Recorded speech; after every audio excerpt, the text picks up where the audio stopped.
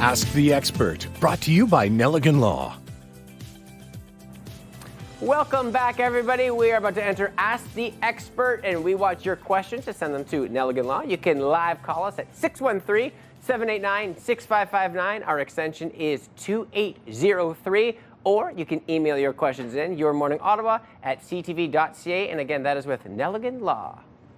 With several return to office mandates and a number of construction projects on the go in Ottawa, Ottawa roads are getting even busier. Personal injury lawyer Francis Shapiro-Munn is here with Nelligan Law to join us to discuss a little bit more about this. Good morning to you. Good morning. I think it's the perfect time to have you on because we were just discussing earlier, there's so many questions that people have and you want to know prior to something happening. So when we get on the roads, drivers, pedestrians, what are some key and critical things we should be thinking of right now?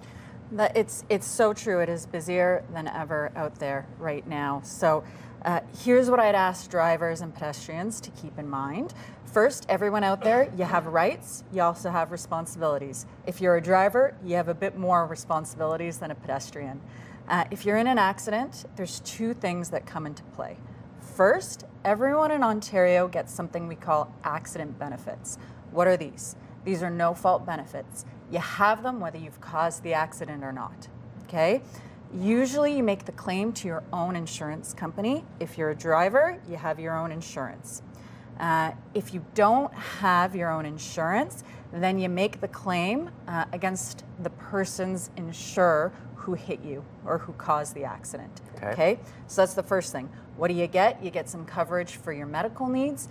You get some income replacement coverage. It all depends on how severely injured you are. The second thing you might have if you're in an accident and you're injured is something we call a tort claim. What is a tort claim? It allows you to start an action against the person who is at fault for the accident. So if you're a pedestrian crossing the road and you're hit by a car, you're injured, you can sue the person who hit you.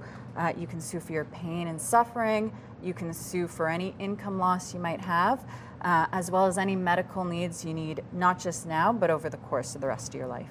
And we're seeing a lot of those, and the numbers keep upticking, like with cyclist accidents, with pedestrian accidents, even car to car. Once an accident occurs, what is the time available to make that claim? Is there something that you should do right away? Do you call police? Do you get and call insurance? What is the step-by-step guide once you get into that accident? Yeah, and look, it's hard to think about these things until you're actually in the moment and it's happened to you. But here's some guidance I'd give if you're in an accident. First, if the cars are damaged or you're injured or someone else is injured even a little bit, please call 911, okay? Better safe than sorry. Get the police there, get paramedics there, all right? Police there, really important. They secure the scene, okay? They can do an investigation.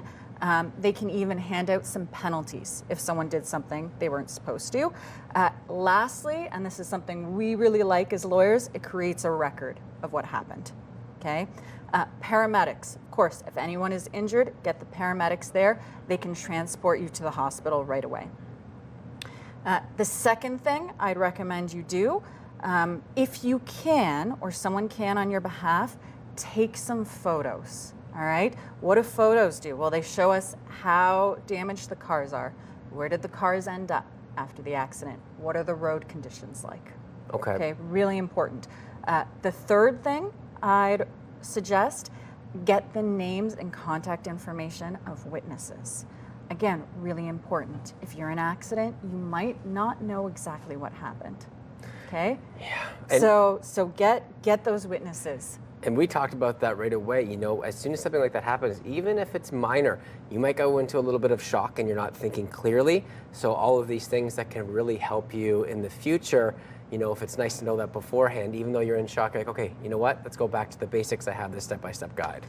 That's right, and that's a great point. Something I see a lot is head injuries, okay? And a lot of people with head injuries think, oh, I'm not that badly injured. I'll just wait. Okay, and then they come see me months or even a year down the road and they say, these headaches won't go away. I can't work the full hours at my job. All I do after I come home is sleep. I never see my children. I can't cook or clean anymore. But they haven't gotten treatment. They haven't gone to see a doctor.